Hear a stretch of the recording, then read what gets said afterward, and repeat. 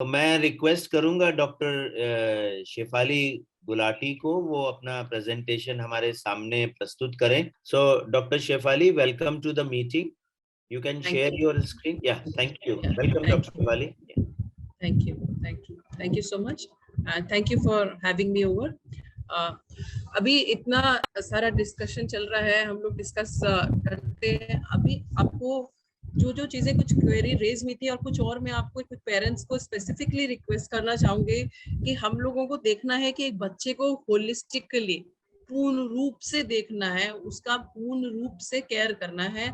और अभी मैं जल्दी से पूरा ओवरव्यू दे रही हूँ. मुझे संजना जी ने बोला था not only muscle dystrophy, overall neuro muscle disorder पे क्या चल रहा है, रिसेंटली एडवांसेस, तो उसके ऊपर जो इम्पोर्टेंट चीजें हैं आपको मैं उनके बारे में थोड़ा बताना चाहती हूँ.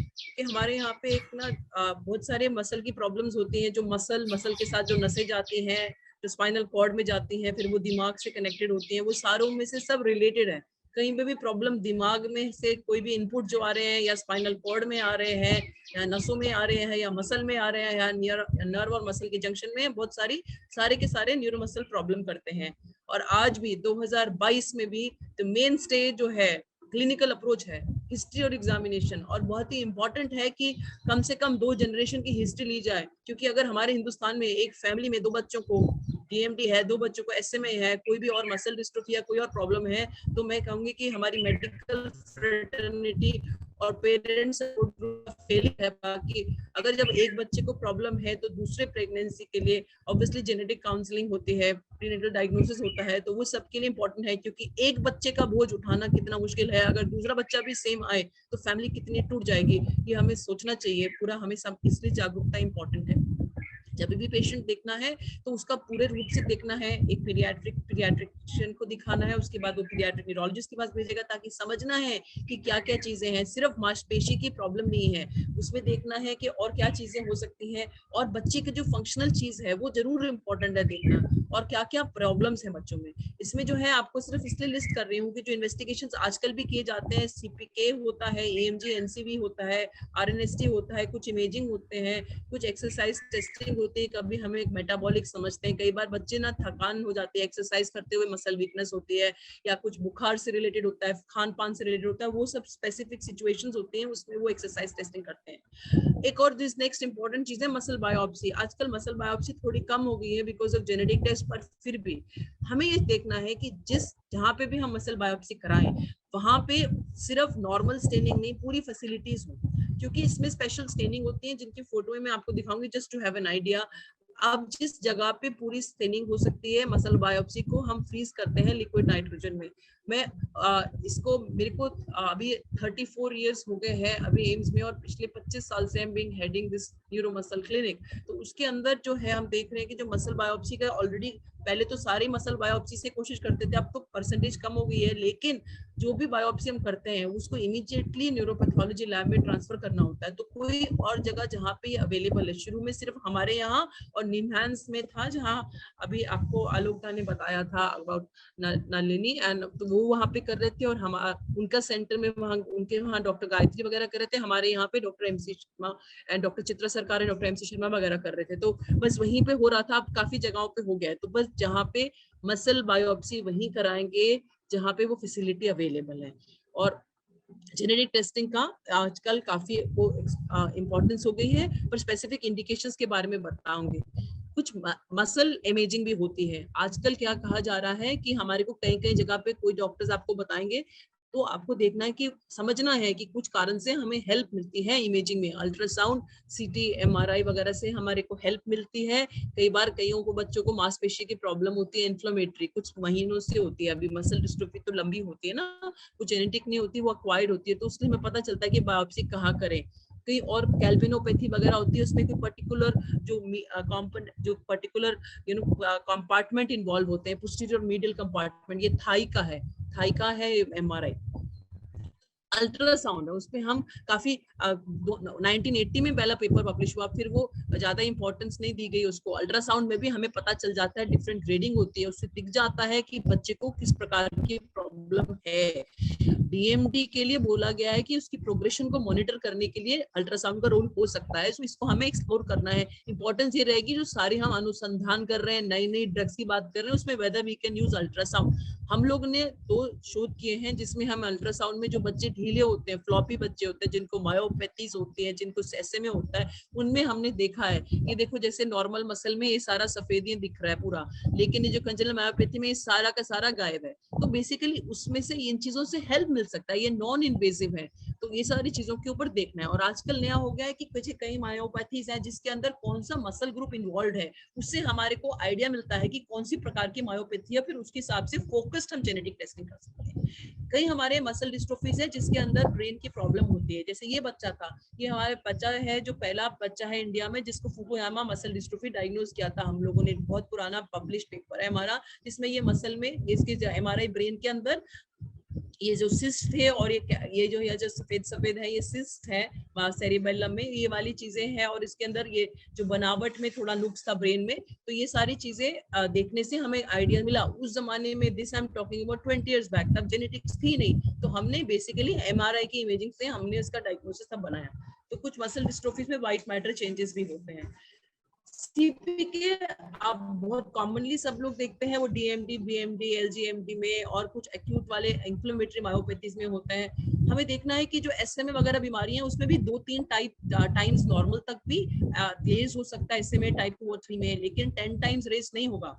और दूसरा है कि हम लोगों को कई बार होता है ना, डॉक्टर कहते हैं कि ईएमजी का टेस्ट करा लेते हैं, और ईएमजी का जब टेस्ट कराते हैं या कोई भी इंजेक्शन लग रहा है किसी भी कारण से, उसके बाद अगर हम सीपीके करेंगे तो वो हाई हो सकता है। एक और इम्पोर्टेंट चीज है कि हमें सीपीके को फॉलो अप नहीं करना है डीएमडी के पेशेंट में, क्योंकि it is not going to effect. Ultimately जब मसल मास कम हो जाता है तो सीपीके लो ही हो जाता है। तो इट इज नॉट, हम लोग के पास कई पेशेंट्स आते हैं वो ना अपने आप ही साल एवरी ईयर वो कराते हैं, फिर मुझे बोलते हैं कि ये सीपीके का वैल्यू कम हो गया तो बीमारी क्या कम हो गई है। So it is not to be used as that. और मसल बायोप्सी हम लोग डिसाइड करते हैं कि कहाँ करना है, और जब आपको डिसाइड करते हैं जो ज्यादा इफेक्टेड मसल नहीं होता मसल डिस्ट्रोफी से उसको करते हैं। पर ये ध्यान रखना है ईएमजी एक साइड में करना चाहिए, बायोप्सी दूसरी साइड में। अगर डॉक्टर ने आपसे नहीं पूछा तो आप ध्यान रखिए। हम लोग जनरली ईएमजी राइट साइड से करते हैं और बायोप्सी लेफ्ट साइड से करते हैं। और बायोप्सी के नॉर्मल वाले स्टेन, बहुत सारे स्टेन्स हैं, तो आप देखिए हर स्टेन से हमें कुछ ना कुछ आइडिया मिलता है। इसके अंदर ये जो ऑयल रेड ओ है उसमें फैट ग्लोब्यूल्स है, तो इसलिए इसमें और बाकी सारे इतने स्पेसिफिक स्टेन्स हैं, ये सब तभी होंगे जब लिक्विड नाइट्रोजन में स्नैप फ्रीज होगा। तो अब जैसे ये डीएमडी है ना, जो डिस्ट्रोफिन है ये मेम्ब्रेन बाउंड होती है, यहाँ पे है ही नहीं, ये बिल्कुल खाली है। तो डिस्ट्रोफिन 1, 2, 3 नेगेटिव है, और ये वाला देखो ये बैकर्स है, बैकर्स में कुछ में बाउंड्री बनी हुई है, कुछ में नहीं बनी, तो ये पैची है। तो ये इसलिए इससे हम लोग इससे आइडिया लगता है हमें। तो ऐसे ही बाकी और स्टेनिंग होती है, इलेक्ट्रॉन माइक्रोस्कोपी में होती है, जैसे माइटोकॉन्ड्रियल होती है, उसमें ये जिपर लाइक इंक्लूजन, और या उसको कहीं पार्किंग लॉट इंक्लूजन कहते हैं। तो और ये जो सफेद है ये स्टोरेज है, लिपिड वाली मायोपैथीज है। तो इसलिए इंपॉर्टेंट है टू अंडरस्टैंड कि इनसे भी काफी हेल्प मिलती है। और इलेक्ट्रॉन माइक्रोस्कोपी के लिए जब सैंपल हम देते हैं तो वो उसको अलग से ग्लूटाल्डिहाइड में देते हैं, वो अलग से उनका एक होता है बॉटल होती है जिसमें डालना होता है। एक और चीज हम लोग ने काफी टाइम से अनुसंधान कर रहे हैं doctor MC Sharma, doctor Chitra सरकार के साथ, वो शुरू किया था हमने कि वेदर स्किन बायोप्सी को हम can it replace muscle biopsy. क्या होता है कि हमारे स्किन में स्वेट ग्लैंड होते हैं, जहाँ से स्वेट निकलती है, तो उसके बेस में एक होता है एरेक्टल पायलरी मसल। तो वो अगर हम स्किन की बायोप्सी लें, जो हम पंच बायोप्सी ले सकते हैं, तो इन्वेसिव नहीं हुआ, काट के चीरा लगा के हमें बायोप्सी नहीं निकालनी, तो उसके अंदर अगर हम स्टेन करें तो उससे हमें डायग्नोसिस मिल सकता है। उसके ऊपर हम लोगों ने पिछले 10-15 साल में काफी शोध किया है, और ये हम प्रपोज करते हैं और काफी कोशिश कर रहे हैं आगे की आगे आए इम्पोर्टेंस में, क्योंकि जो न्यू ट्रायल्स हो रहे हैं उसमें हमें फॉलो अप में देखना है कि जैसे कोई डिस्ट्रोफिन वो आगे बनना शुरू हुआ है नहीं हुआ। तो एक पेरेंट्स को बार बार मसल बायोप्सी और बच्चे को बार बार मसल बायोप्सी कराना उतना सही नहीं रहता है, तो उसके अंदर स्किन बायोप्सी को करना है। साथ में वेस्टर्न ब्लॉटिंग कुछ एक और टेस्ट है जिसमें हम पता लगा सकते हैं कुछ बीमारियों के लिए। जो जेनेटिक टेस्टिंग कर रहे हैं डीएमडी हमारा, जो एक्चुअली रेयर डिजीजेस में डीएमडी और SMA are commonest rare diseases. Basically जो डिस्ट्रोफिन जीन है वो सबसे बड़ी ह्यूमन जीन है जिसमें 79 एक्सॉन है। मोस्टली उसमें डिलीशन डुप्लीकेशन कुछ प्रॉब्लम्स आती हैं जिससे पता चलता है। पुराने जमाने में हमारे यहाँ पे भी मल्टीप्लेक्स पीसीआर होता था, उसके बाद उसमें कुछ पर्टिकुलर एक्सॉन्स ही दिखते हैं, एमएलपीए से पूरा दिखता है। तो प्रेफरेबली यही है कि अगर हम एमएलपीए कराएं अगर एमएलपीए अवेलेबल है। लेकिन अगर कई सिचुएशन में MLPA नेगेटिव भी होने से हमारे को होल एक्सोम सीक्वेंसिंग करनी पड़ती है, उसमें पॉजिटिव निकल सकता है।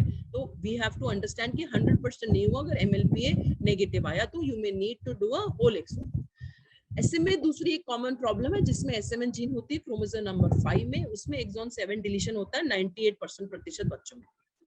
लेकिन उसमें आपको एक चीज बताना चाह रही हूँ कि जब हम MLPA करते हैं उसमें हमें दोनों SMN1 और SMN2 की कॉपीज देखनी होती है, क्योंकि SMN2 कॉपी नंबर इंपॉर्टेंट रहता है, वो जो आपको आगे के हम इसके मैनेजमेंट के बारे में बताएंगे जो न्यू ट्रीटमेंट्स आई हैं।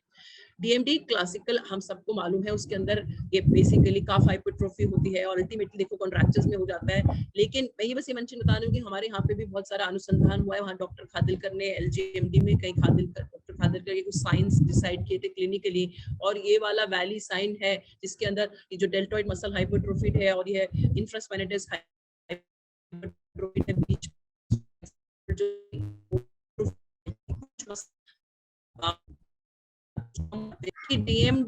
DMD एक साइड में है, बेकर्स एक साइड में है और बीच में आउटलायर्स है। लेकिन कुछ और प्रॉब्लम होती है जिसमें कार्डियक प्रॉब्लम्स हो सकती है, मसल की प्रॉब्लम्स हो सकती है और फीमेल मैनिफेस्ट कैरियर्स हो सकते हैं। तो कॉम्प्लिकेटेड है और ये भी हमें देखना है, सिर्फ ये हमारे जो मांसपेशी है हाथ पैर में ही प्रॉब्लम नहीं होती है, हमारे जो रेस्पिरेटरी मसल्स होते हैं, हमारे हार्ट के मसल होते हैं, हमारे गैस्ट्रोइंटेस्टाइनल जो है आंतों के मसल्स होते हैं, ब्लैडर के मसल होते हैं, यूरिनरी ब्लैडर के, उन सब में प्रॉब्लम होती है। तो वो सारी चीजों को हमें एड्रेस करना है बच्चे को, ये नहीं है कि हम सिर्फ ये हाथ पैर का ही सोच रहे हैं। और थोड़ा थोड़ी समझ थोड़ी कईयों में कम हो सकती है, कुछ प्रतिशत में, मोस्टली में सही होती है, लेकिन कईयों में बिहेवियर होती है। 23% में ADHD वगैरह हो सकता है, किसी में डिप्रेशन कुछ हो सकता है, बिहेवियर प्रॉब्लम्स हो सकते हैं। हमारे एक पेशेंट्स, हम लोग ने एक सीरीज निकाली थी जिसमें हमने 845 पेशेंट्स देखे थे डिस्ट्रोफिनोपैथीज के, जिसके अंदर 88% जो मसल डिस्ट्रोफीज के, जिसमें 88% को ये डिस्ट्रोफिनोपैथीज थी। LGMD जो थे वो 6.5% थे और CMD 3.6% है। दूसरा हमें मेन कैटेगरी और है बिसाइड्स दिस मसल डिस्ट्रोफीज, फ्लॉपी बच्चा, जो ढीला बच्चा आता है जिसका हेड कंट्रोल नहीं होता, वो SMA मोस्ट कॉमनली होता है। और उसके अंदर क्या होता है, कॉमनली इन बच्चों में ढीला होते हैं, इनके मुंह के अंदर जो टंग है, I think it is not video, उसके जो टंग है दैट कैन बी, जो उसके अंदर वो फेसिकुलेशंस होते हैं। I can just stop sharing and reshare इसमें, क्योंकि it was working in the recording which I had sent. Just can I just reshare, can I stop sharing and reshare? इसमें देखो ये टंग्स में ये हल्का हल्का कंपकपी हो रहा है ना, ये टंग फेसिकुलेशंस हैं, और ये जो फिंगर्स में ये ट्रेमर लेग्स नहीं, पॉलीमिलियम मायोक्लोनस है। तो ये चीजों से होता है ना, डॉक्टर अभी सस्पेक्ट कर सकते हैं। तो इसलिए बोल रहे हैं ना, सिर्फ हाई-फाई टेस्ट की नहीं है, we have lot of things which are there. पर लेकिन अगर CPK 10 टाइम ज्यादा होता है और भी कोई चीजें होती है तो we can suspect other things. जब हमें ऐसे में लगता है तो हम SMN जीन डिलीशन करते हैं, उसके अंदर अगर हमें क्लियर हो जाए तो ठीक है, अगर नहीं क्लियर होता है तो फिर हम सारे वो CPK NCB वगैरह बाकी सारे टेस्ट करके देखते हैं। अगर हमें ऐसे में ही लग रहा है, मैं क्या मेंशन करना चाह रही थी कि हम SMN1 टारगेटेड सीक्वेंसिंग करते हैं पहले, अगर हमें नहीं लग रहा है इससे में तो सीधा हम होल एक्सोम में जाते हैं। तो बेसिकली SMN1 पहले करेंगे, SMN डिलीशन करेंगे, उससे क्लियर हो गया तो ठीक है, नहीं हुआ फिर भी SMA लग रहा है तो SMN टारगेटिंग सीक्वेंसिंग करेंगे।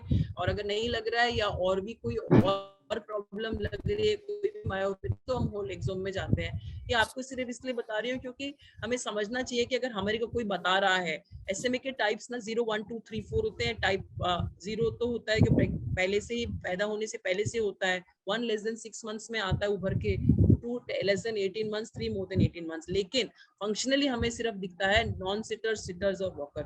उसी हिसाब से ये इंपॉर्टेंट इसलिए क्योंकि हम जब इनका मैनेजमेंट करेंगे उसमें ये चीजें का मुद्दा इंपॉर्टेंट रहेगा। अब कमिंग टू द जो नया ट्रीटमेंट्स आ रहे हैं, DMD के सबसे लार्ज जीन है, इतनी बड़ी सारी जो जीन है ये, उसके बाद ये क्या होता है कि जो नॉर्मल है उसके अंदर हमारा ये सारा जीन बनता है, प्रोड्यूस हो रहा है, लेकिन जो DMD होता है उसमें उसके बाद ये जो अपोजिट एंड्स मीट नहीं कर रहे हैं तो फिर वो प्रोटीन बनता ही नहीं है, बंद हो गया। फिर दूसरा लेकिन बेकर्स है, उसमें म्यूटेशन हुई लेकिन दूसरे एंड मीट कर रहे हैं तो थोड़ी सी फंक्शनल प्रोटीन बन जाती है। और कई बार एक एटलुरेन दवाई के ऊपर आपने सुना होगा कुछ ट्रायल वगैरह चल रहे थे तो उसमें नॉनसेंस म्यूटेशन होती है, एक फुल स्टॉप हो जाता है। जब अगर वो म्यूटेशन आ गई तो वो आगे बनता ही नहीं है प्रोटीन। और दूसरा ये है कि जब हमारे पास हो रहा है कि जो प्रॉब्लम्स हो रही है डिस्ट्रोफिन नहीं होने की वजह से, और डिस्ट्रोफिन नहीं है उसके बाद क्या डैमेज हो रहा है वो मसल में, क्योंकि आपने देखा है बच्चों की बीमारी बढ़ती जा रही है, जेनेटिक प्रॉब्लम तो शुरू से ही है लेकिन बढ़ती जा रही है। What is it increasing? Because oxidative radical damage होता है और उसके साथ डैमेज होता है, साथ में इन्फ्लेमेशन होती है। तो जो हम ट्रीटमेंट की जो अनुसंधान की आलोचना बात कर रहे थे, तो वो अनुसंधान सिर्फ डिस्ट्रोफिन की जो डेफिशिएंसी है उसके इम्प्रूव करने के लिए नहीं है, ओनली दैट के लिए नहीं है, पर पॉइंट इज ऑल्सो कि बाकी जो डैमेज है उसको कैसे आगे ना बढ़े उसके ऊपर भी है, और इन्फ्लेमेशन कम करने के लिए। जब डिस्ट्रोफिनोपैथी जब हमारे को पता चलता है कि है, तो हम उनका फंक्शनल सारा इवैल्यूएशन करके स्टैंडर्ड ऑफ केयर है ड्रग्स, ये आपको समझना है। ये समझना है कि हर बच्चा न्यू ट्रीटमेंट जो भी आ रहा है वो तो देना है, लेकिन उसके साथ भी उसका जो मैनेजमेंट है that is going to be the standard of care is steroids. और दूसरा बहुत इंपॉर्टेंट है जो हम लोग सब लोग इग्नोर करते हैं, which is very sad, multi disciplinary approach. हम मस्कुलोस्केलेटल पे जाते हैं लेकिन ग्रोथ एंड न्यूट्रिशन में पल्मोनरी, हार्ट का और बाकी सिस्टम्स का जो मैंने बताया वो हम भूल जाते हैं। और physiotherapy, occupational therapy, special education, psychological counselling, मैंने बताया था उनको बिहेवियर प्रॉब्लम्स, एडीएचडी, डिप्रेशन होता है, और फिर बाद में जो करंट स्टेरॉइड्स और बाकी दवाइयां। अभी ये हमारे पास पूरी गाइडलाइंस है विदेश वाली जो हम अभी अडॉप्ट कर रहे हैं। अभी मिनिस्ट्री ऑफ हेल्थ के लिए हम लोग गाइडलाइंस बना रहे हैं फॉर डीएमडी एसएमए के लिए, मैनेजमेंट के लिए, तो उसके वो मैं मॉडरेट कर रही हूँ वो वाला वो कमेटी को, उसके अंदर। तो उसमें हम लोग ये डाल रहे हैं कि we have to focus on all these things. हमारे पास अगर ये सारा सपोर्ट नहीं होगा तो हम जो सिर्फ दवाइयों पे मेन पे स्टेक कर रहे हैं, चेस वो तो करना है, पर साइमल्टेनियसली दिस इज इम्पोर्टेंट, जो हमारे पास है हम वो क्यों ना करें। तो दिस इज इम्पोर्टेंट। और ये तो मैं आपको बता दिया था ना, वो दवाइयां या तो डिस्ट्रोफिन को कर रही है या उसमें मसल में जो डैमेज हो रहा है उसको कम कर रहे हैं। ये बहुत इंपॉर्टेंट स्लाइड है। Steroids is the mainstay as of now. हम नहीं कह रहे, हम नई वाली की बात नहीं, नई वाली तो करेंगे, पर this has to be there. और जो नई अनुसंधान हो रहा है या बाहर वाली आ रही है, पर this has to go on. Prednisolone 0.75 mg पर kg देते हैं, डेफ्लेक्सिकॉर्ड दे सकते हैं किन पेशेंट्स में थोड़ा सा कॉस्ट फैक्टर होता है, और प्रेडनिसोलोन में वेट गेन थोड़ा ज्यादा होता है डेफ्लेक्सिकॉर्ड से। और लेकिन जब बच्चा बैठ जाता है, नॉन एम्बुलेटरी हो जाता है, तो फिर भी हम देते हैं, लेकिन स्टेरॉइड का डोज कम कर देते हैं। इट इज इंपॉर्टेंट, क्योंकि आपको बताया था सिर्फ हाथ पैर वाली मांसपेशी नहीं है, it is heart, lungs, it is got your gastrointestinal, आपके जो आंतों वाला है, और साथ में आपका ब्लैडर, यूरिनरी ब्लैडर, सारे मसल्स को इफेक्ट करता है। इट इज नॉट ओनली जो हमें दिख रहा है कि काफ हाइपरट्रोफी।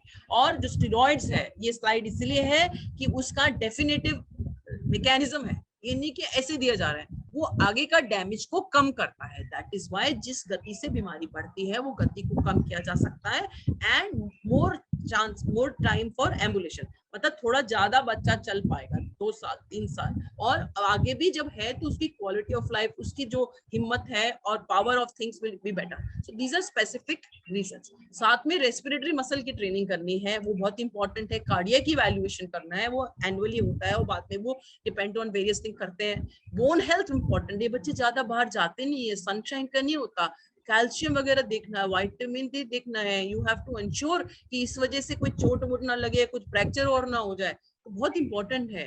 फिर और कार्टिकोस्टेरॉइड्स है, कई बार कहते हैं डिले कर देते हैं, पेरेंट्स भी कहते हैं, डॉक्टर भी, कई लोग कहते हैं।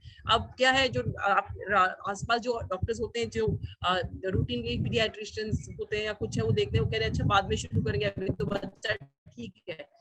जल्दी बच्चों में शुरू किया जाए तो उसमें बेनिफिट ज्यादा होता है, तो one should not have a tap. और दूसरा है कि छोटा डोज इज आल्सो इनफ, और छोटे डोज में 0.75 mg पर जो हम दे रहे हैं, और डेफ्लेक्सिकॉर्ड के थोड़े साइड इफेक्ट कम होते हैं, वेट गेन वगैरह कम होता है, लेकिन ऐसे कुछ कंक्लूसिव एविडेंस नहीं है कि हम भैया डेफ्लेक्सिकॉर्ड ही दें। दूसरा, हमने ये स्टडी की थी जिसमें हमने बच्चे को 10 दिन के लिए दिया प्रेडनिसोलोन, 20 दिन के लिए नहीं दिया। फिर हमने देखा, तो हमने देखा कि जो इंटरमिटेंट दे रहे थे, 10 दिन देना है, 20 दिन ऑफ, वो भी ज्यादा बुरा नहीं था in improving muscle strength. But एक विदेश की स्टडी है जिन्होंने कहा था कि बेटर है टू गिव डेली, ताकि लॉन्ग टर्म में देखा था कि उनका एम्बुलेशन जो था वो बेटर था। जो मतलब जो इंटरमिटेंट ले रहे थे वो 12 साल में बैठ गए थे, और जो इंटरमिटेंट नहीं, जो डेली ले रहे थे, वो 14 साल से ज्यादा चले थे। पर हमारी जो स्टडी थी, हमारी शॉर्ट टर्म स्टडी थी। दूसरा, इनका हार्ट के अंदर, हार्ट के मसल में फंक्शन में इंपॉर्टेंट है क्या स्टेरॉइड का? तो इसमें स्टडी में ये बताया गया है कि जो है हर साल जो डिक्लाइन होता है हार्ट के फंक्शन में, वो कम होता है अगर बच्चा स्टेरॉइड्स पे है। तो please steroids as a role.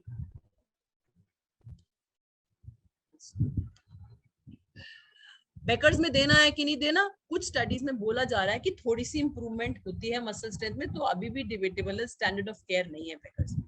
दूसरा चीज, ये बच्चे छोटे हो रहे हैं, पीडियाट्रिक्स वाले बच्चे होते हैं, हम 18 साल तक देखते हैं, उसके बाद वो एडल्ट में जाते हैं, तो ट्रांजिशनल केयर बहुत इंपॉर्टेंट है। बिल्कुल जो होलिस्टिकली सारे लोग देख रहे हैं, ऑक्यूपेशनल थेरेपिस्ट, रेस्पिरेटरी वाले, कार्डियक वाले, सारे लोग देख रहे हैं, तो जो भी है प्राइमरी जो डॉक्टर पीडियाट्रिशियन, पीडियाट्रिक न्यूरोलॉजिस्ट देख रहा है, वो फिर hand over to an adult medicine physician and a neurologist is very important. जो नई ट्रीटमेंट्स की बात हुई है, जो आपको बताया था, आलोक दाने भी बताया है, वो 3-4 चीजों पे है। वो या तो एक्सॉन स्किपिंग है, जहाँ पे वो एक्सॉन्स की, तो आपने बताया 79 एक्सॉन थे, कहीं पे वो डिलीशन हो रही है, और उसमें कहीं उसको अगर हम स्किप कर सकें, जो गैप आ रहा है उसको अगर बाईपास कर सकें, या फुल स्टॉप लग गई है उसको बाईपास कर सकें, या उसकी कोई जीन थेरेपी है उसको कैसे हम कर सकें, या हम उसको जेनेटिकली उसको इंजीनियर करके कुछ एडिट कर सकें।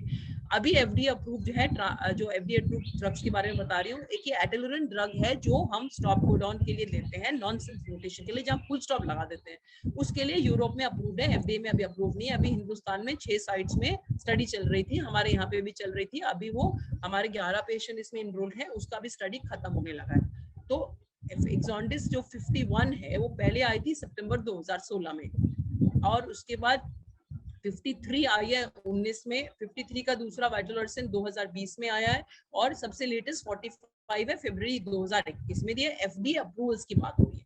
अब देखें कि इनके क्या कितना बेनिफिट है, क्या इंप्रूवमेंट है। एटेलुरिन जो दवाई है, दैट इज ओरल दवाई जो दी जाती है, उसकी दवाई देनी है, डेली दवाई लाइफ लॉन्ग देनी होती है। उसके अंदर ये है कि इंश्योर करता है कि जो फुल स्टॉप लग गया है उसको कैसे बाईपास करा जाए।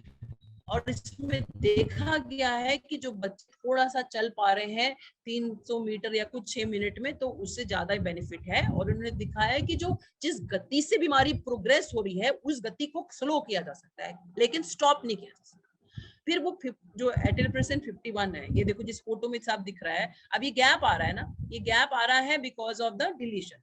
लेकिन ये जो दवाई है जो होती है, इसको कहते हैं एंटीसेंस ओलिगोन्यूक्लियोटाइड, ये ना यहाँ चिपक जाती है, तो ये एरिया को बाईपास कर लेती है, तो दैट मींस जो फुल स्टॉप आ रहा है प्रोटीन प्रोडक्शन में, वो नहीं होके नीचे प्रोटीन फिर प्रोड्यूस हो जाता है।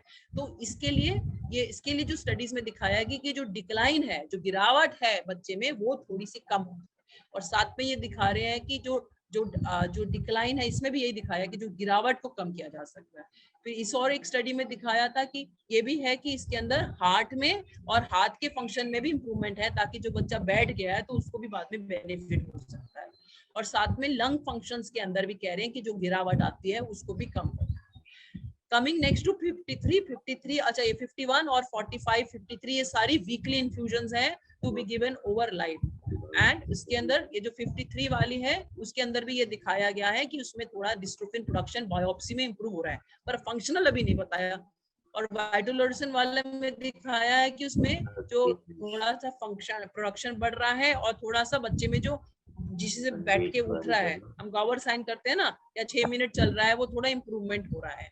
एफडीए ने लास्ट टाइम 2021 में अप्रूव किया था, और यह है फाउंड टू बी, मतलब इसमें क्लिनिकली कुछ ज्यादा, मतलब इतना है कि इंप्रूवमेंट हल्का सा है ऑफ द डिस्ट्रोफिन। साथ में नया अनुसंधान चल रहा है, यूट्रोपिन अपरेगुलेटर्स हैं कुछ, दे आर उसके डिस्ट्रोफिन के साथ होते हैं, उसको उसके अंदर की कोई दवाइयां चल रही हैं, उसके अंदर ये वाला दवाई का ट्रायल चल रहा है यूट्रोमेट का। फिर ये बाकी और सारे जो मसल डैमेज की बात की थी, उनको कम करने के लिए और दवाइयों का अनुसंधान चल रहा है, आर्जिनिन, क्रिएटिन, मेटफॉर्मिन, आइडिबिनोन का। और ये वैमिलोरॉन है कि कॉर्टिकोस्टेरॉइड रिप्लेसमेंट के ऊपर भी रिसर्च चल रहा है। फिर जो मैंने दिखाया ना, तो बाकी जो डैमेज है, anti fibrotic, anti inflammatory, muscle growth protection, calcium homeostasis, इनको इंप्रूव करने के लिए अनुसंधान चल रहा है। माइटोकॉन्ड्रियल फंक्शन, कार्डियक फंक्शन, ये सब चीजों का जो सेकेंडरी चीजें हैं उनके लिए इंप्रूव करना है। और जीन थेरेपी का बस ये सेरेप्टा जीन थेरेपी के ऊपर हुआ है, फाइजर में हुआ है, और क्रिस्पर टेक्निक है, पर अभी इतना आगे नहीं बढ़ के आया है। अभी ये है स्टेम सेल्स का, कि जो स्टेम सेल्स निकाल रहे हैं उसके अंदर उसको जेनेटिकली उसको मॉडिफाई करके फिर दिया जाए। अभी तक कुछ कुछ स्टडीज में थोड़ा बहुत दिखाया है कि थोड़ा सा कुछ बच्चों में लिटिल बिट कुछ इंप्रूवमेंट हल्का सा आया है, कुछ खास नहीं आया है कुछ थोड़े बहुत स्टडीज में। सिर्फ ये स्टेम सेल का है, एबीटी कोई एक दवाई है जो अभी अप्रूवल मिला है उसको लास्ट ईयर जो 2020 जुलाई 28 को as a orphan drug status पर। अभी ये भी एक इंड्यूस प्लुरिपोटेंट स्टेम सेल है। एम्स में हमें ये लड़की है पूजा, इन्होंने अपना डॉक्टरल थीसिस किया था डॉक्टर सुजाता मोहंती और हमारे लोगों के साथ। उसके अंदर हमने स्किन बायोप्सी जो हम लेते थे हमारे पेशेंट्स के लिए, जिसमें हम स्टेन कर रहे थे, उस स्किन बायोप्सी में बताया था ना स्वेट ग्लैंड के साइड में जो मसल है उसमें से इन्होंने मसल सेल बनाया है। तो ये अभी तो इसे पेट्री डिश में ही है। अभी आजकल एक और नया अनुसंधान चल रहा है कि स्टेम सेल का भी फैक्टर एक्सोसोम्स को निकाल के उसके ऊपर सर्च करें। और एक ये एक्सोन मैप एक्सप्लोरर है जिसके अंदर हम डालें ना जेनेटिक डिलीशंस जो पेशेंट की है, उससे पता चल जाएगा कि अभी कोई भी ग्लोबली अवेलेबल कोई नई दवाई है कि नहीं।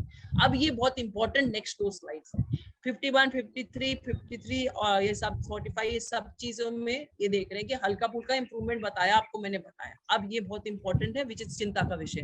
The cost for 30 kg patients is 6.8 crore to 8 crores per year lifelong. That is the amount. That is why it is very important कि हम लोग कोशिश करें कि इन लोगों को कैसे इंडिया में प्रोड्यूस किया जाए, अपने लोकल इंडियन इंडिजिनस या वेदर उनकी टेक्नोलॉजी लेके कुछ इंडिया में किया जाए। Coming very briefly to SMA के अंदर SMN2 कॉपी नंबर्स का बहुत इंपॉर्टेंट रोल है। एंड उसके अंदर भी गाइडलाइंस ये है कि SMA के अंदर न्यूसिनर्सिन का इंप्रूवमेंट होता है। दोनों SMA टाइप 1, 2 एंड 3 पर। ये वाला स्लाइड बहुत इंपॉर्टेंट है, मल्टी डिसिप्लिनरी अप्रोच बहुत इंपॉर्टेंट है on all aspects for that. And इसमें हमने बोला था non seaters, seaters and walkers के ऊपर देख के, बिकॉज जो सपोर्टिव केयर है वो डिपेंड करेगा, जो बच्चा बैठ नहीं पा रहा है उसको सपोर्टिव केयर क्या देना है वो फर्क होगा जो बंदा। और दूसरा जो छोटे बच्चे ऐसे में टाइप 1 के बहुत सिक होते हैं और we don't have time for they don't have time, तो उसके अंदर वी हैव टू अंडरस्टैंड जो प्री टर्मिनल है कैसे उनको with humanism with dignity and respect we have to go towards palliative care जब हमें लगता है कि बिल्कुल होप नहीं है। तो दिस इज समथिंग इम्पोर्टेंट। जो बैठने वाले हैं उनकी रीढ़ की doctor Shefali, 2 minutes more. yeah, that should be. Thank you very much. 2-3 minutes more. Yeah. तो उनके जो रीढ़ की हड्डी है उसको सपोर्ट देना है, तभी वो सिटर्स एंड वॉकर्स की बात हो रही थी। जेनेटिक काउंसलिंग इंपॉर्टेंट है, मैंने आपको पहले बताया था, बिकॉज इट इज इंपॉर्टेंट कि हम लोग के दूसरा बच्चा वैसे नहीं पैदा हो।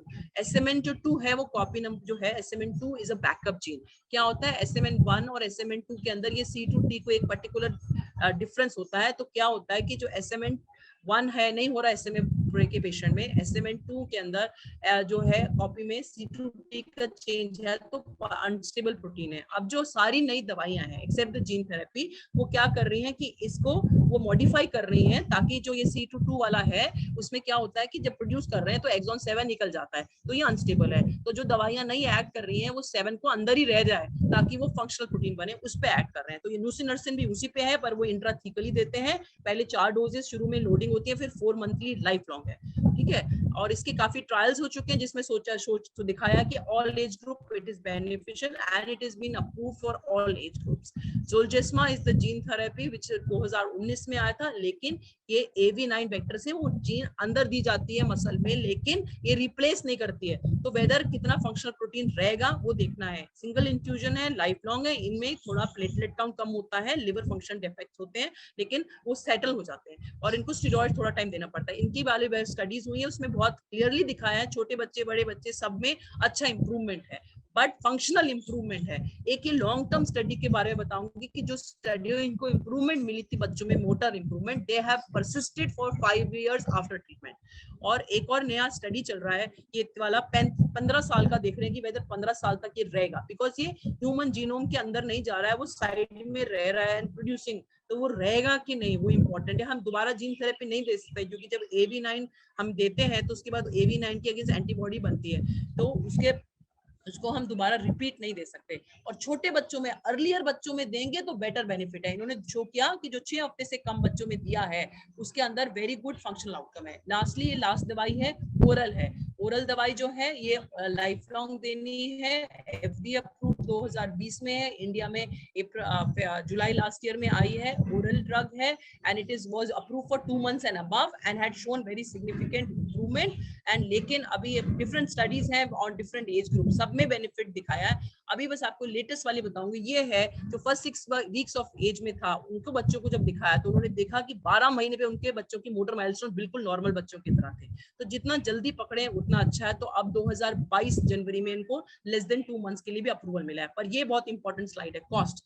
स्पिनरजा का 4.2 crore for first year, because पहले 4 महीने पहले हमें लोडिंग 4 डोज देनी है, फिर annual 2.1 crore. Zolgensma 16 crore, Risdiplam is 2.5 crore per annum और अ 20 kg चाइल्ड। अब इंडियन पैकेज उन्होंने दिया है पेशेंट्स को कम एंड वो 1.4 crore in annum. I am just there are other drugs which have come which I will not touch. Combinations के ऊपर स्टडीज चल रही है which we did not which are there. हमारे पास सिंगल ड्रग के लिए नहीं है, पर वो कह रहे हैं डिफरेंट कॉम्बिनेशंस करके दवाई क्योंकि डिफरेंट चीजों पे ऐड करें। अभी हमें ये है कि एसएमए के स्टेम सेल्स भी अभी एनिमल मॉडल में है, तो this is something one thing you have to understand. Lastly I am just giving you example of हमारे पेशेंट। हमारा स्पिनरजा के हमारे पेशेंट्स हमने स्टार्ट किए थे। एक्सॉन्डिस का एक 51 का पेशेंट भी had taken the money from the government and उसको आने में टाइम लगा था, तो बच्चा नॉन एम्बुलेटरी की तरह के मतलब क्वाइट एडवांस्ड हो गया था, तो उसना ज्यादा रिस्पांस नहीं आया। पीटीसी का एटेलोरेन के ट्रायल में 11 पेशेंट है और हम लोगों ने मैंने एसएमए के ऊपर गाबापेंटिन भी ट्रायल किया था which was not a positive trial. फिर मैंने वालप्रोइट कार्निटिन किया which is not positive trial, they were negative trials, not beneficial. I'll just give you 3 videos of 3 patients only. स्पिनरजा का हमने 13 पेशेंट्स पहले सिलेक्ट हुए थे, फिर 38 पेशेंट सिलेक्ट हुए थे। हमारे फॉलोअप में नियरली 2.5 पौने 3 साल से हैं। दिसंबर 2019 में पहला पेशेंट शुरू हुआ था, पहले हमारे 13 हुए, अब 38 हुए सिलेक्ट। तो इसमें बस एक बच्चे का वीडियो दिखा रही हूँ आपको। ये बच्चा हमारे पास पहले आया तो देखो क्रीप कर रहा था ऐसे सीढ़ी पे, और जब उसके बाद आफ्टर 4 months ओनली कि बच्चा कि अपने आप को खड़ा होने की कोशिश करने लगे, would stand and इसी के मैंने स्क्रीनशॉट लगाए। उसके बाद ये बच्चा का देखो, ये बच्चे का जब 36 months में अभी तो इसके बाद इसका मोटर इंप्रूवमेंट हुआ है। उसके बाद सेम बच्चा अभी देखो, अभी ये बच्चा अभी ये वॉकर के साथ चल रही। मतलब there is not going to be magical improvement but there is going to be improvement. मतलब इंप्रूवमेंट होगा, ये नहीं है कि सडनली दवाई से पूरा उठ जाएंगे, पर देखो सिग्निफिकेंट इंप्रूवमेंट। जो सीढ़ी पे रैंक के चल रहे थे वो अभी वॉकर के साथ चल रहे हैं अभी, ठीक है। This is all for the Spinraza वाला। जीन थेरेपी का इंडिया में हम लोगों ने 10 जीन थेरेपी दे दी है अभी तक, जिसमें से पहला इंडिया का जो था 29 मई 2020 में था, ये उसका फोटो दिखा रही हूँ। और उसके बाद हमने जो 10 दिए उसमें से 8 तो ह्यूमैनिटेरियन एक्सेस के दिए हैं और एक क्राउड फंडिंग है और एक को कोल इंडिया से मिला था। और ये पहला बच्चा था, ये इसका देखो हेड होल्डिंग बिल्कुल भी नहीं था at that time. And then अभी मैं बस फाइनल दिखा देती हूँ, अभी 21 महीने पे गेटर के साथ खड़ा हो रहा है, ठीक है। लास्टली रिस्डीप्लाम के हमारे 9 पेशेंट हैं, 7 ह्यूमैनिटेरियन एक्सेस के हैं और 2 क्राउड फंडिंग से हैं। तो ये बच्ची जो है शुरू में जब हमारे पास आई तो बेयर वेट कर रही थी 4 आर्म में, और उसके बाद 5 महीने में वो एक्सटेंडेड आर्म में करने लगी। बस लास्ट आपको दिखा देती हूँ वीडियो। इसका करंट है 13 months में बैठ रही है इंडिपेंडेंटली और टॉयज के साथ खेलना शुरू कर दिया है। तो there is a definite improvement in the motor thing with all these drugs. And अभी नोवार्टिस का न्यू ट्रायल शुरू हो रहा है जिसमें 2 से 18 साल, क्योंकि जो ये जीन थेरेपी अप्रूव हुई थी लेस देन 2 years के लिए हुई थी। स्पिनरजा पूरी एज के लिए हुआ था, पहले रिस्डीप्लाम 2 months एंड अबव के लिए हुआ था, लेकिन अभी जनवरी 2020 से लेस देन 2 months के लिए भी हो गया है। नोवार्टिस का जो एसएमएन जीन, ये जो जीन थेरेपी है, ये लेस देन 2 years के लिए हुआ था। अब 2 to 18 years के ऊपर ये स्टडी हमारे पास शुरू हो रही है। And they are also trying to understand पूरा वो यूएसए के बाहर जो पेशेंट्स को ह्यूमैनिटेरियन एक्सेस और वैसे दवाइयां मिल रही हैं उनको क्या फायदा हो रहा है, ताकि हमें एक्चुअल केस में क्या फायदा हो उसकी भी एक स्टडी शुरू हुई है। एंड अभी ये क्या है, हमारे पास 2 ट्रायल है डीएमडी के, एक डार्ट इंडिया के थ्रू है, तीनों एक्सॉन 45, 51 एंड 53, और एक सेरेप्टा का भी 45, 51 एंड 53 दोनों के प्रोसेस स्टार्ट है, and they will be starting enrolment soon. But point to remember, we have to suspect early diagnostic, holistic multidisciplinary approach and management. We should not chase the only definitive cure. The supportive treatment is very important. और वो सब चीजों के साथ ये जो सारी therapies दिखाई है, साथ में इनके न्यूट्रिशन, इनका physiotherapy, looking at everything, genetic counseling, prenatal diagnosis, very important. We can't have one family with 2 infected people. It's a failure, our entire failure. And new drug options are available, but we have to try and get them indigenously developed. There are lots of advances coming for other things of CMD and all, congenital myopathy, CMT and all, काफी चीजें चल रही हैं, और peripheral neuropathies वगैरह पे भी काफी एडवांसेस हैं, एंड इवन मायस्थीनिया पे भी नए बेसिस के ऊपर अनुसंधान चल रहा है. एंड अभी जीन थेरेपी की जो बात की, SMA DMT में है, LGMT में है, मायोट्यूबुलर मायोपैथी में है, CMT में है, but the idea important is multidisciplinary management is the cornerstone, and provided support to the parents and their families. And one last thing is disability जो condition है, disability word है, disability is due to a medical condition plus the environment plus the attitude of people around. So the attitude of the people around has to be changed. The environment, you have to make it accessible to everybody on wheelchair and everything. That is important to prevent. Condition आ गई, उसको हम prevent नहीं कर सकते. And we have to empower our parents with our parent information material, which we have on our website also. And hope is a powerful emotion and incredibly positive one. हमें hope रखना है, but it should never be used as an excuse for shortcuts in pursuit of good quality research and benefits of children and future advance. And I'm very thankful to the parents and children जिन्होंने हमेशा हमारे पे सब faith रखा है to go forward. And जो भी court cases के केस आए हैं, उन सब के हम लोगों ने जो भी आए हैं, we have been reevaluated there, all the requests with their cost have been submitted. Somebody was saying ना कि trial में if anybody comes, we obviously submit whoever comes, and but we also tell कि trials are also available. Thank you so much. Doctor साहब, मेरे आपसे 2 सवाल थे, क्योंकि ये 2 सवाल कल से चल रहे हैं. एक पहला सवाल है कि कई लोग यहाँ क्योंकि कल से ये सुन रहे हैं कि जीन थेरेपी हो सकती है, ट्रायल हो सकती है, तो एक सवाल रहा है कि इस ट्रायल का इनको पता कैसे चले, और ये किसको संपर्क करें जिससे कि ट्रायल में ये भाग ले सके.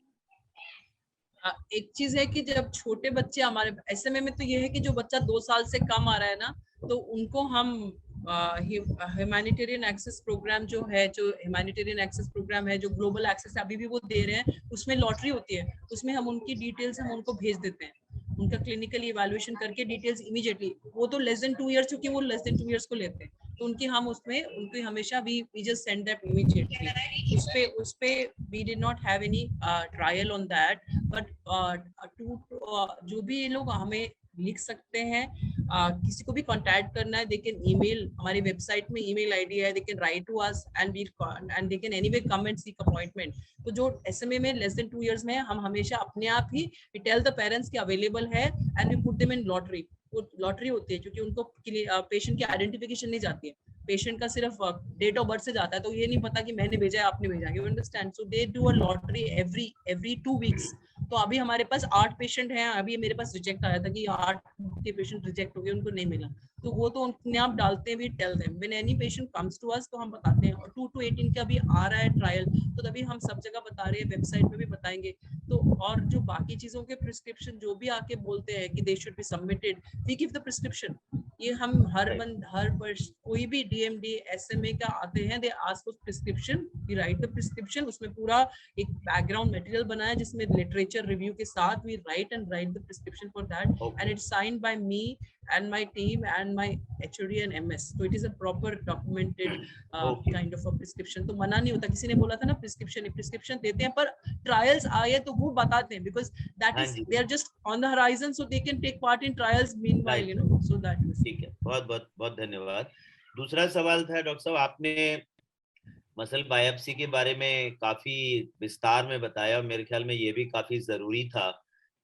कल हम कुछ लोगों से बात कर रहे थे, तो ये हो रहा था कि मसल बायोप्सी को अब डिस्करेज करना चाहिए. डिस्करेज इसलिए कि क्योंकि इसकी सफलता जो है वो अब इतनी ज्यादा नहीं है, और दूसरा ये है कि ये सिर्फ कुछ एक स्पेशलाइज्ड सेंटर्स में उपलब्ध है, खर्चीला भी है, और उसके साथ साथ अब ये दूसरे जो जेनेटिक टेस्ट उपलब्ध हो गए हैं वो भी करीब करीब उसी तरह के खर्च में 70-80% लोग हो जाते हैं। तो आपका इस बारे में डॉक्टर साहब क्या विचार है? मेरे ख्याल में ऑडियंस को बहुत अच्छा लगेगा अगर आप अपना ओपिनियन दें। मैंने आपको क्लियरली बताया कि हम जो शुरू में बहुत सारे मसल बायोप्सी होती थी, अब नहीं होती। इवन आपने फ्लो चार्ट में देखा होगा, एसएमए में तो आया ही नहीं बायोप्सी। हाँ जी, हाँ एसएमए में जी। शुरू में आया नहीं। एसएमए में हमने एसएमएन जीन डिलीशन किया, और अगर हमें डायग्नोसिस नहीं कंफर्म हुआ और डाउट आया हाँ डायग्नोसिस में, जी। फिर बायोप्सी किया। और डीएमटी में भी हमने शुरू में एमएलपीए किया। एमएलपीए के बाद, ईएमएलपीए के बाद भी अगर हमारे को उसके बाद हाँ नहीं जी। आया, तो हमें होल एग्जाम करना है, जो अफोर्ड नहीं कर पा रहा है, तो हमारे यहाँ तो muscle biopsy is not cost है, कोई कॉस्ट नहीं है। तो there is no cost for a muscle biopsy, तो then we do muscle biopsy. तो मसल बायोप्सी बहुत कम हो गया है। एंड इवन जो बाकी भी, we are all mostly going towards genetic testing only ना। तभी वो मेरे फ्लो चार्ट में भी सारा, हाँ पर जी, हाँ मैंने ये जी। बताने का इंपॉर्टेंट समय है, which I am trying to tell everyone, कि जहाँ पे वो सारे स्पेसिफिक टेस्ट नहीं अवेलेबल, वहां पे हमें नहीं करना चाहिए। वो क्या होता है कि नॉर्मल स्टेनिंग कर देते हैं, फिर वो नियम दोबारा बायोप्सी करने का वो होता है। और ना अभी भी अनडायग्नोज केसेस में होता है, कई पेशेंट्स में ना हमारे को इवन एक्सोम में नहीं मिलता है कई बार, एंड हाँ देन वी जी। Are very stuck. मतलब तो वो बहुत कम हो गए हमारी बायोप्सीज। पहले we used to have about 500 a year, अब तो मतलब 150 के करीब ही होते हैं अभी कम। ठीक है, बहुत बहुत धन्यवाद। ये आई थिंक ये दो क्लैरिफिकेशन बहुत सर एक और चीज था, हाँ, वो स्किन बताइए। बायोप्सी का जो हम बोल रहे थे ना, वो इम्पोर्टेंट है, क्योंकि अब जैसे इवन ये सरप्टा का ट्रायल आया है, उसमें वो मसल बायोप्सी दोबारा दोबारा करके देखने वाले हैं। तो हाँ वही जी। हम लोग कर रहे हैं कि जो हम भी अपने जो ट्रायल यहाँ इंडिया में कर रहे हैं, वर्मा सर भी उधर है अभी ना, तो फिर वो उसमें अगर हम स्किन बायोप्सी कर सकें फॉलो अप के अंदर, that would be better if the skin biopsy can replace. That is all what we are saying, because वो नॉट इन्वेसिव है ना। राइट। नहीं, ये आपका बहुत अच्छा प्रेजेंटेशन रहा है डॉक्टर साहब। एक्चुअली आपने ये बहुत सही बताया कि मसल बायोप्सी इन्वेसिव है और उसके बदले स्किन बायोप्सी किया जा सकता है, और वो भी विशेष विशेष सिचुएशंस में किया जा सकता है। यस ट्रायल के लिए तो ये बिल्कुल जरूरी है, क्योंकि उसमें जब तक आप पूरी तरह ट्रायल के रिजल्ट्स को न देख लें तब तक तो संभव नहीं है। सो वही मैंने बोला सर, ट्रायल में वही ना, पेशेंट्स क्यों बार बार मसल बायोप्सी कराए, तो वो स्किन बायोप्सी कराए। ऑब्वियसली बायोप्सीज का रोल तो बहुत कम हो गया है। Right, right, right, okay. ठीक है, बहुत बहुत धन्यवाद डॉक्टर शेफाली।